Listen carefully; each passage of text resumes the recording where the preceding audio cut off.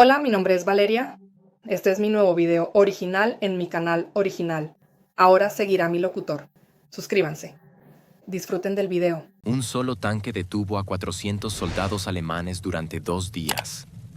Nadie sabe el nombre de quien lo tripulaba. Escucha esto con cuidado porque lo que vas a oír parece imposible. Pero cada detalle es real.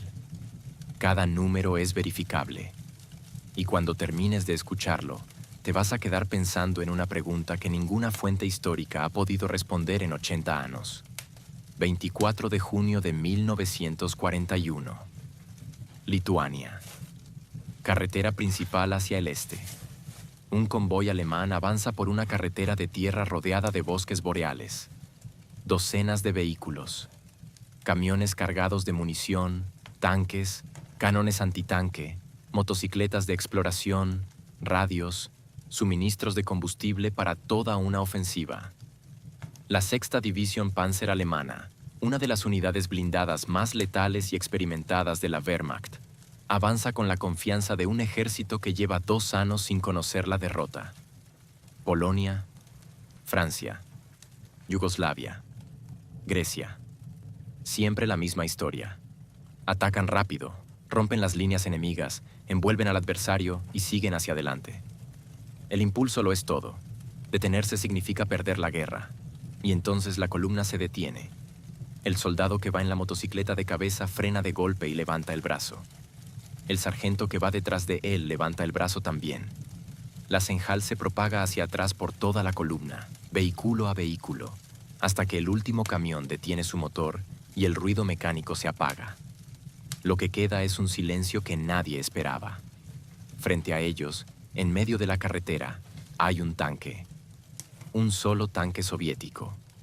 Su torreta está girada hacia la columna alemana. Su motor está apagado. No hace ningún movimiento. El teniente que comanda la vanguardia mira el tanque durante unos segundos. Luego mira a sus hombres. Luego vuelve a mirar el tanque. Y hace lo que cualquier oficial alemán entrenado habría hecho en ese momento. Ordena a sus cánones antitanque que abran fuego.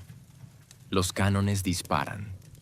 Los proyectiles impactan en el blindaje del tanque soviético con un sonido metálico seco y agudo, que los soldados que lo escucharon ese día describirían después como el sonido de piedras golpeando contra una pared de hormigón. Los proyectiles rebotan.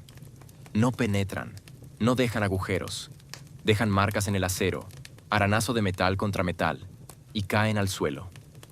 El tanque no se mueve, no responde. Simplemente está ahí, absorbiendo los impactos como si fueran mosquitos. Los alemanes disparan de nuevo. El resultado es idéntico. Y en ese momento, en esa carretera lituana, algo cambia.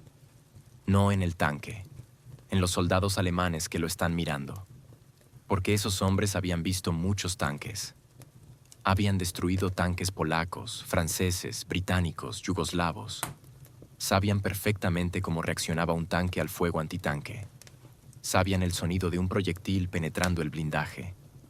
Sabían el humo, el fuego, la explosión interna que seguía a un impacto efectivo. No estaban viendo nada de eso. Estaban viendo algo que, según todo lo que les habían enseñado sobre la guerra mecanizada moderna, no debía existir.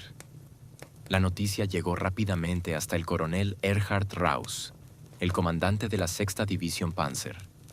Raus era un oficial de 20 años de carrera. Había combatido en Polonia y en Francia.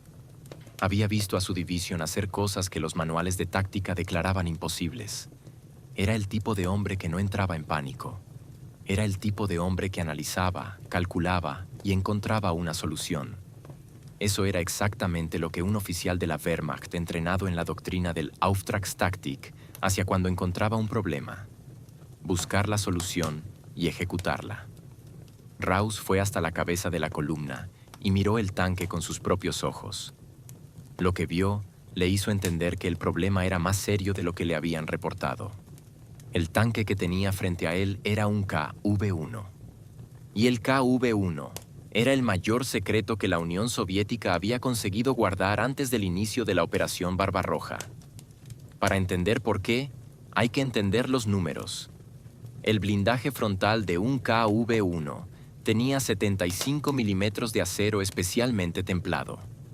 El canon antitanque estándar de la Wehrmacht en ese momento, el PaK-36, disparaba un proyectil que podía penetrar 30 milímetros de blindaje a distancia de combate normal. 30 contra 75. Y no era solo el frente del tanque. Los costados, la torreta, incluso la parte trasera estaban blindados con espesores que ninguna de las armas antitanque que tenía Raus esa mañana podía atravesar. El KV-1 pesaba 45 toneladas. Para comparar, el tanque alemán más común en esa campaña, el Panzer III, pesaba 22. El KV-1 era casi exactamente el doble. Era una fortaleza con orugas. Y estaba en medio de la carretera. Pero hay algo que los números no explican por sí solos. Algo que Raus tardaría 48 horas en comprender completamente. Y que cuando lo comprendió le produjo una mezcla de asombro y respeto que pocas cosas en 20 años de carrera militar le habían producido. El KV-1 no había llegado a esa carretera por accidente. No era un tanque rezagado cuya tripulación se había perdido en el caos de los primeros días de la invasión. 4 hombres habían elegido ese punto exacto. Habían detenido el motor. Habían girado la torreta hacia el este, hacia la dirección desde donde vendría el enemigo. Y habían esperado, sin órdenes escritas que hayan sobrevivido en ningún archivo, sin comunicación con ninguna unidad superior, solos, en territorio que en 48 horas estaría completamente rodeado de alemanes. 4 hombres cuyos nombres, 80 años después, nadie conoce con certeza. Y esos 4 hombres anónimos iban a detener a toda la 6ª División Panzer durante 2 días completos. 400 soldados, decenas de vehículos blindados, artillería pesada, ingenieros militares y el comandante más capaz de la división buscando una solución a un problema que no estaba en ningún manual que hubiera leído. Quiero que recuerdes esta imagen. Una división acorazada alemana detenida en una carretera lituana. Detrás de ella, el embotellamiento creciendo. El combustible consumiéndose en los motores que siguen en marcha esperando la orden de avanzar. Y frente a ella, en silencio, un tanque que no se mueve. Esa imagen es real. Y lo que viene a continuación es todavía más increíble. El coronel Raus evaluó la situación con la frialdad que le habían enseñado 20 años de ejército. El terreno a ambos lados de la carretera era pantanoso. Sus vehículos no podían salir del camino sin hundirse. No podía rodear el tanque. No podía simplemente seguir adelante. Y con las armas que tenía disponibles en ese momento, tampoco podía destruirlo. Necesitaba pensar en esto de manera diferente. Lo primero que intentó fue la artillería de campana. No los canones antitanque ligeros que ya habían fallado, sino los obuses de 150 milímetros. Las piezas de artillería pesada que normalmente se usaban para demoler búnkers y posiciones fortificadas. No estaban diseñados para destruir vehículos blindados, pero sus proyectiles eran enormes y sus explosiones devastadoras. Quizás si uno de esos proyectiles caía directamente sobre el tejado del tanque, donde el blindaje era más delgado, podría conseguir el efecto necesario. Los obuses se colocaron en posición. Comenzaron a disparar. Las explosiones que siguieron eran visibles desde varios kilómetros de distancia. Columnas de tierra y humo se levantaban alrededor del KV-1 en detonaciones que deberían haber destruido cualquier cosa dentro de un radio de 20 metros. Y el tanque desaparecía en el humo durante unos segundos. Cuando el humo se disipaba, el KV-1 seguía ahí. Pero eso no era lo peor. Lo peor era que el tanque soviético no estaba siendo pasivo durante el bombardeo. Cada vez que un obús alemán disparaba y revelaba su posición con el fogonazo y el humo, la torreta del KV-1 giraba lentamente hacia ese punto y disparaba. No con la puntería perfecta de un tanque en condiciones ideales de combate, sino con la puntería de una tripulación que estaba siendo bombardeada, que estaba en el interior de un vehículo que recibía impactos constantes, que estaba bajo un estrés físico y psicológico que la mayoría de las personas jamás experimentara. Pero era suficiente, suficiente para obligar a los artilleros alemanes a mover sus piezas cada vez que el KV-1 les respondía, suficiente para ralentizar el ritmo de fuego, suficiente para que 4 horas de bombardeo intenso no produjeran el resultado que Raus necesitaba. 4 horas. Munición gastada. Varios canones danados o destruidos por el fuego de respuesta soviético. Y el KV-1 seguía bloqueando la carretera. Piensa por un momento en lo que eso significa. No en términos militares abstractos, sino en términos humanos. Dentro de ese tanque había 4 hombres que estaban soportando 4 horas de bombardeo continuo. 4 horas dentro de un cofre de acero que recibía impactos de explosivos, que vibraba con cada detonación cercana, donde el ruido era ensordecedor y donde cada proyectil que golpeaba el blindaje generaba una sacudida que se sentía en todos los huesos del cuerpo. El aire dentro era cada vez peor, cargado de humo y polvo. El calor era insoportable. Y esos 4 hombres seguían operando el tanque, girando la torreta, respondiendo el fuego, manteniendo la posición. No se rindieron. No intentaron huir. Siguieron ahí. Raus cambió de táctica. Si no podía destruir el tanque desde lejos, lo atacaría desde cerca. Envió pelotones de infantería a pie por los flancos de la carretera, ordenándoles que avanzaran por el terreno pantanoso con cargas explosivas. Si conseguían llegar hasta el KV-1 y colocar una carga directamente sobre el casco o bajo las orugas, podrían al menos inmovilizarlo aunque no lo destruyeran. La tripulación del KV-1 los vio venir. El tanque tenía visores en los laterales y en la parte trasera de la torreta. Y esos 4 hombres que habían soportado 4 horas de bombardeo artillero todavía tenían la concentración suficiente para vigilar el terreno alrededor de su vehículo. Cuando los soldados alemanes comenzaron a moverse por el pantano, la torreta giro y la ametralladora coaxial del tanque abrió fuego. En terreno abierto y pantanoso, sin cobertura, los soldados alemanes eran blancos visibles. Varios cayeron. El resto retrocedió. Raus lo intentó de nuevo con más hombres y por diferentes ángulos simultáneamente. El resultado fue similar. El KV-1 no podía cubrir todos los ángulos perfectamente al mismo tiempo, pero podía moverse y girar lo suficientemente rápido para dispersar cualquier ataque antes de que llegara a una distancia peligrosa. Entonces llegó la noche, y Raus tomó una decisión que decía mucho sobre el respeto que esa tripulación anónima le había generado en un solo día de combate.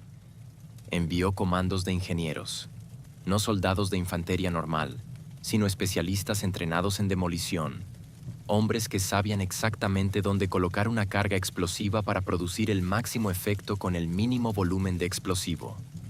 Les dijo que se movieran en silencio absoluto, sin disparar, sin hacer ruido, reptando por el barro en la oscuridad hasta llegar al tanque. Era la mejor opción disponible. Y estuvo a punto de funcionar. Algunos de los ingenieros consiguieron acercarse lo suficiente para colocar cargas explosivas bajo las orugas del KV-1. Las detonaciones que siguieron resonaron en la noche lituana. La onda expansiva sacudió los árboles. Los ingenieros se alejaron corriendo en la oscuridad, convencidos de que esta vez habían conseguido inmovilizar el tanque. A la mañana del día siguiente, el KV-1 seguía en la carretera. Las orugas habían sufrido daños, pero durante la noche, la tripulación había salido del tanque bajo la oscuridad y había reparado los daños con las herramientas de emergencia que todo tanque llevaba. 4 hombres habían salido a reparar su propio tanque en territorio enemigo, en la oscuridad, sabiendo que si algún soldado alemán los detectaba era el final. Y habían conseguido dejarlo operativo. Aquí es donde necesito que te detengas un momento conmigo y pienses en algo que pocas historias de guerra te piden que pienses. Estamos en el interior del KV-1. Imagina ese espacio. 4 metros de largo, menos de 2,5 metros de ancho, tan bajo que nadie puede estar completamente de pie. 4 hombres. 2 días de combate. Aire que sabe a aceite quemado y polvo metálico. El suelo cubierto de vainas de proyectiles disparados. El calor del motor y del cañón mezclado con el calor del verano lituano. Afuera, La explosión constante de artillería. Los impactos que hacen temblar cada centímetro del vehículo. El sonido de proyectiles rebotando en el blindaje. Un golpe metálico que en el interior suena como si alguien golpeara el casco de un barco con un martillo gigante. Y después de 2 días de eso, de noche, abrir la escotilla y salir. Saber que ahí fuera hay cientos de soldados enemigos. Reparar las orugas, volver a entrar y seguir. Quiero que te suscribas a este canal ahora mismo. No porque te lo esté pidiendo yo, sino porque si eres el tipo de persona que ha llegado hasta este punto de la historia, es porque te importa la verdad, la historia real, la que no sale en las películas, la que no tiene final feliz ni héroe con nombre. Este canal existe para contar exactamente esas historias. Pulsa el botón de suscripción. Es gratis. Y la próxima vez que encontremos una historia como esta, vas a ser el primero en saberla. Pero la historia del KV-1 no termina aquí. Porque el día siguiente, Raus recurrió al arma que había estado reservando. El arma que en toda la guerra occidental había resultado ser la única capaz de destruir cualquier cosa que le pusieran enfrente. El Flak 88. Y lo que sucedió cuando finalmente disparó ese canon es el momento que cambia toda la historia. El canon antiaéreo Flak 88 no era originalmente un arma antitanque. Había nacido para derribar aviones a gran altitud. Pero en la campana de Francia, casi por accidente, los artilleros alemanes habían descubierto algo que cambiaría para siempre la doctrina blindada del siglo XX. Si lo apuntabas horizontalmente contra un tanque, el proyectil salía a más de 800 metros por segundo y atravesaba cualquier blindaje conocido con una facilidad que parecía brutal. No existía el tanque que lo resistiera. Ninguno. Era lo que los pilotos británicos llamaban el 88, con un respeto temeroso en la voz. Era lo que los tanquistas americanos y soviéticos nombraban como el arma que más miedo les daba en todo el inventario alemán. Un solo disparo. Un tanque destruido. Siempre. Y Raus lo tenía. El problema era usarlo. El Flak 88 era enorme. Pesaba 5 toneladas. Necesitaba una dotación de varios hombres para operarlo. Y para que fuera efectivo contra el KV-1, había que acercarlo a una distancia de tiro que le garantizara un ángulo limpio de impacto, lo cual significaba que el KV-1 iba a verlo. Y si el KV-1 lo veía, lo iba a destruir antes de que pudiera disparar. Había una sola manera de evitar eso: el engano. Lo que Raus concibió a continuación era técnicamente brillante. Pero cuando lees los detalles de cómo se ejecutó, hay algo en ese plan que resulta incapaz de disimular. Era un plan construido por un hombre que ya no subestimaba a los 4 hombres que tenía dentro de ese tanque. Era el plan de alguien que había aprendido, a lo largo de 2 días de humillación táctica, que esa tripulación era capaz de detectar y neutralizar casi cualquier cosa que se le pusiera delante. El plan era este: un ataque de distracción masivo desde el norte. Artillería, fuego de mortero, movimiento visible de infantería, suficiente ruido y caos para obligar a la torreta del KV-1 a girarse hacia esa dirección y mantener la atención de la tripulación enfocada ahí. Mientras tanto, en silencio absoluto, un equipo de artilleros movería el Flak 88 por un camino alternativo a través del bosque, situándolo en un ángulo lateral desde el que pudiera disparar contra el costado del tanque, donde el blindaje era más delgado que en el frente. Parece simple. No lo era. Mover 5 toneladas de artillería por un bosque lituano sin hacer ruido es el tipo de tarea que solo los que la han intentado entienden completamente. Cada rama que crujía bajo los pies era potencialmente fatal. Cada sonido de metal contra metal, cada golpe de una rueda contra una raíz de árbol, podría ser suficiente para que la tripulación del KV-1 lo detectara. Los hombres que participaron en esa operación tardaron casi 2 horas en cubrir los últimos 400 metros hasta la posición de tiro. 2 horas. En silencio, sabiendo que si el tanque los detectaba antes de disparar, todo había terminado. El ataque de distracción comenzó al amanecer del tercer día. La artillería alemana abrió fuego desde el norte. La infantería avanzó de manera visible, suficientemente cerca para ser detectada por los visores del KV-1, suficientemente lejos para no sufrir bajas graves. El objetivo era simple: hacer ruido, crear movimiento, mantener la torreta girada hacia el norte. Por 40 minutos, el plan funcionó. La torreta del KV-1 estaba orientada hacia el norte. El equipo del Flak 88 seguía moviéndose por el bosque en silencio. Y entonces ocurrió algo que ninguno de los hombres que estaban ahí ese día pudo explicar satisfactoriamente después.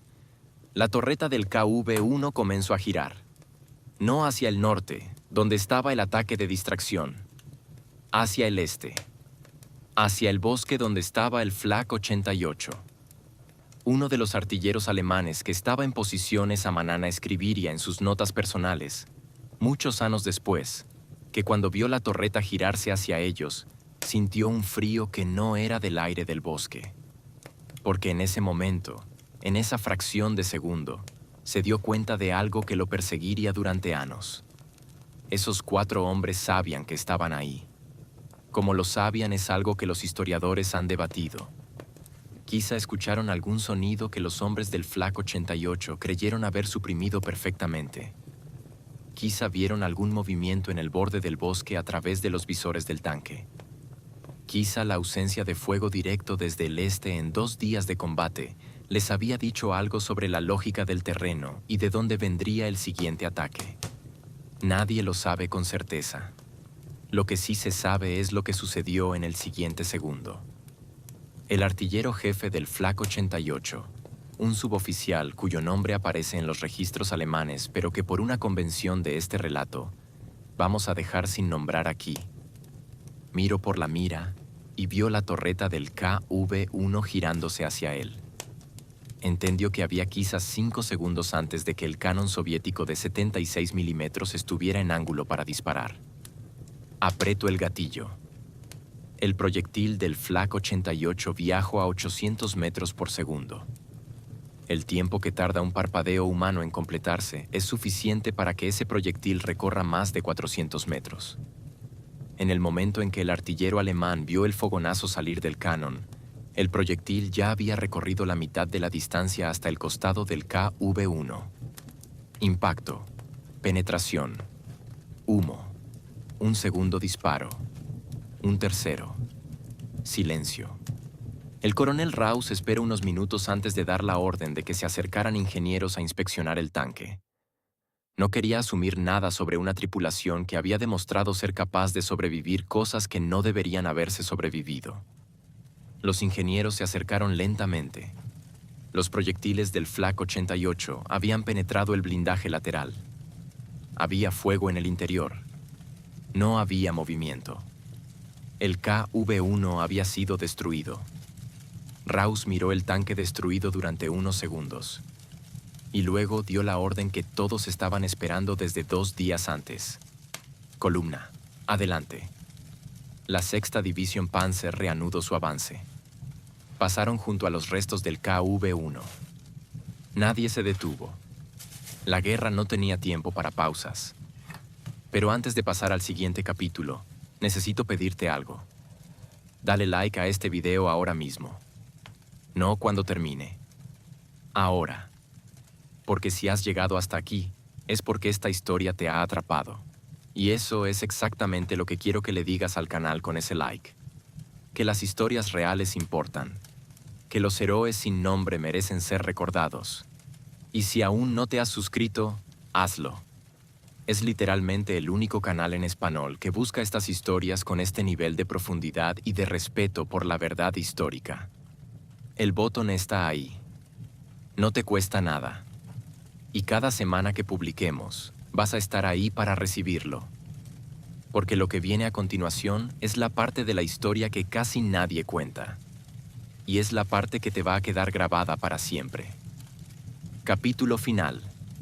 Las marcas en el acero y el silencio que lo borra todo. Cuando los ingenieros alemanes abrieron la escotilla del KV-1 destruido, encontraron lo que siempre encontraban en el interior de un tanque golpeado. el caos del espacio interior destrozado, munición explotada, equipos quemados, los restos de lo que había sido un vehículo de combate operativo. Y encontraron a los 4 hombres que lo habían tripulado, muertos. Y encontraron algo más. Algo que no esperaban y que uno de los oficiales alemanes consignaría en su informe de una manera que, cuando lees ese informe décadas después, te dice más sobre lo que esos 4 hombres significaban que cualquier cosa que yo pueda añadir. El oficial escribió que el interior del tanque mostraba evidencia de que la tripulación había seguido combatiendo hasta el momento final. No había ningún intento de rendición. No había ninguna señal de que hubieran intentado escapar. Habían estado en sus puestos hasta el último segundo, haciendo exactamente lo que habían decidido hacer 2 días antes en esa carretera lituana. Y no había documentación. No había órdenes de misión. No había diarios personales. No había cartas. No había placas de identificación legibles. No había nada que permitiera saber quién eran esos 4 hombres. Sus nombres, si es que alguien había escrito esos nombres en algún registro antes de que esa división fuera envuelta por el avance alemán, habían desaparecido junto con el caos de los primeros días de la invasión.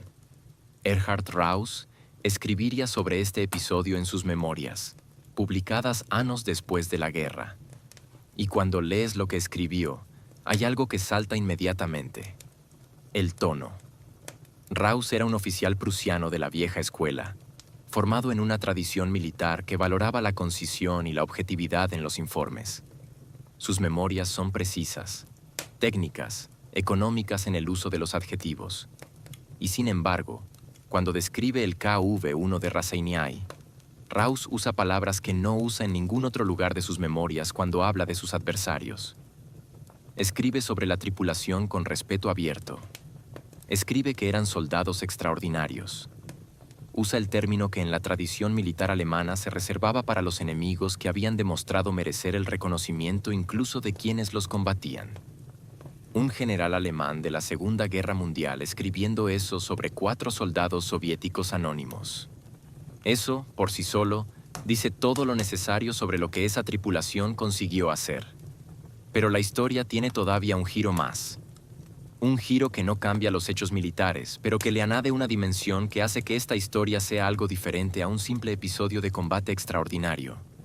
Meses después del incidente en Raseiniai, cuando la guerra en el frente del este había adquirido ya la dimensión de una catástrofe para ambos bandos, el ejército soviético comenzó a documentar sistemáticamente los actos de valor de sus soldados.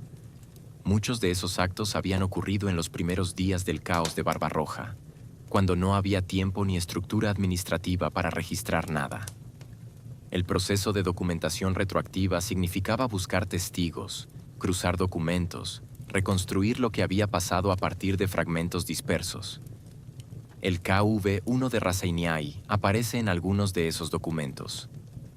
Hay referencias a un tanque que mantuvo detenida a una división alemana en la zona de Raseiniai durante aproximadamente 2 días al comienzo de la invasión. Los documentos soviéticos confirman que el episodio ocurrió.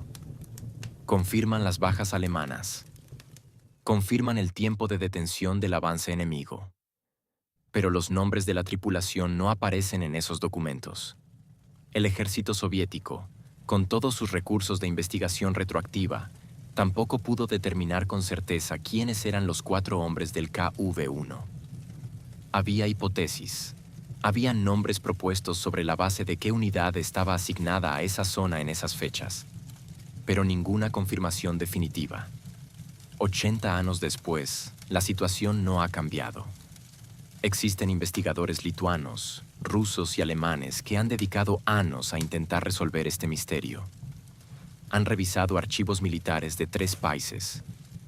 Han localizado a descendientes de soldados que estuvieron en esa zona.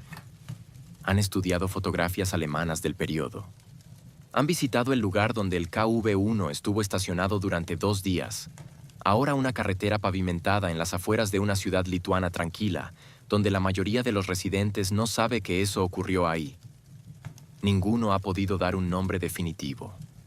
Hay una última cosa que hace esta historia diferente a cualquier otra historia de valor militar que conozcas, Y es la cosa que probablemente se te va a quedar más tiempo después de que este video termine. Cuando pensamos en heroísmo militar, pensamos casi siempre en el momento del acto. El instante de valentía, el segundo en que alguien toma una decisión que la mayoría de las personas no podría tomar. Ese momento suele durar segundos, minutos, en el mejor de los casos. Y en ese momento de acción concentrada e intensa, el instinto, el entrenamiento y la adrenalina pueden hacer mucho. Pero los 4 hombres del KV-1 de Ras Al-Ain tomaron esa decisión inicial y luego la sostuvieron durante 48 horas. 48 horas dentro de un cofre de acero bajo fuego constante. 48 horas escuchando proyectiles golpear el blindaje. 48 horas sin saber si alguien vendría a apoyarlos, sin saber si alguien en algún cuartel general en algún lugar sabía siquiera que estaban ahí. 48 horas en las que en cualquier momento podrían haber abierto la escotilla, levantado los brazos y rendido un tanque que ya había cumplido todo lo que humanamente podía esperarse de él. No lo hicieron. No hubo un momento de valentía.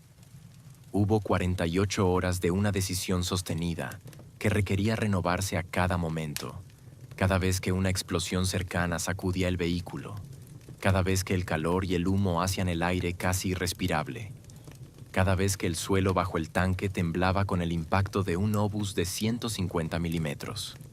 No lo hicieron porque habían decidido no hacerlo, y esa decisión se mantuvo. Ras Al-Ain está a menos de 2 horas en coche de la capital lituana. La carretera es moderna, bien pavimentada, con señalización europea estándar. No hay nada que marque el punto exacto donde el KV-1 estuvo estacionado durante 2 días. Ningún monumento, ninguna placa, ningún museo. El tanque fue removido en algún momento después del avance alemán y no hay registro de a dónde fue. Desapareció tan completamente como los nombres de sus tripulantes. El coronel Raus continuó la guerra. Fue ascendido repetidamente. Terminó como coronel general, uno de los rangos más altos del ejército alemán. Sobrevivió a la guerra. Escribió sus memorias. Murió en 1956. Está enterrado en Alemania. Sus memorias, donde describe el KV-1 de Ras Al-Ain con ese respeto que resulta tan llamativo viniendo de un general de la Wehrmacht, están en archivos accesibles. Se pueden leer. Y cuando las lees, cuando llegas a esa sección y ves a este oficial prusiano escribir sobre 4 soldados soviéticos anónimos con un tono que reservo para muy pocas personas a lo largo de toda su carrera, entiendes algo sobre la naturaleza de la guerra que los discursos heroicos y los libros de texto nunca te van a enseñar. La guerra no distingue entre bandos cuando se trata de reconocer a alguien que ha llegado al límite de lo que un ser humano puede hacer y ha decidido ir un poco más allá. Un tanque, una carretera, 2 días, 400 hombres de un lado, 4 del otro. Los 4 perdieron el combate, pero algo consiguieron que los 400 no consiguieron en 2 días de intentarlo. Que el enemigo que los derrotó los recordara con respeto. Y ahora los recordas tú también. Eso es todo lo que esta historia necesitaba. Un oyente. Alguien que se detuviera a escucharla. No sabemos cómo se llamaban, no importa. Sabemos lo que hicieron. Y eso, al final, es lo que persiste, lo que el tiempo no borra, lo que la guerra, con toda su brutalidad, no consiguió eliminar. 4 nombres perdidos. Una historia que nadie que la escucha olvida. Si esta historia te llegó de verdad, hazme un favor que va mucho más allá de un algoritmo de YouTube. Compártela. Con alguien que ame la historia. Con alguien que crea que los héroes siempre tienen nombre y cara. Con alguien que necesite recordar que las cosas más extraordinarias de la guerra las hicieron personas que nunca supieron que iban a ser recordadas. Y suscríbete a este canal, porque tenemos decenas de historias como esta guardadas. Historias de personas sin nombre que cambiaron el curso de eventos que sí conoces. Historias que te van a hacer mirar la historia que te enseñaron con ojos completamente diferentes. Cada semana publicamos una. Cada semana hay algo que los libros dejaron fuera. No te pierdas la próxima. Descansen en paz los 4 hombres del KV-1 de Raseiniai. Su historia sobrevivió aunque sus nombres no. Y en la pantalla tienes ahora otra historia que los libros olvidaron. Otra historia absolutamente real. Dale clic. Te está esperando.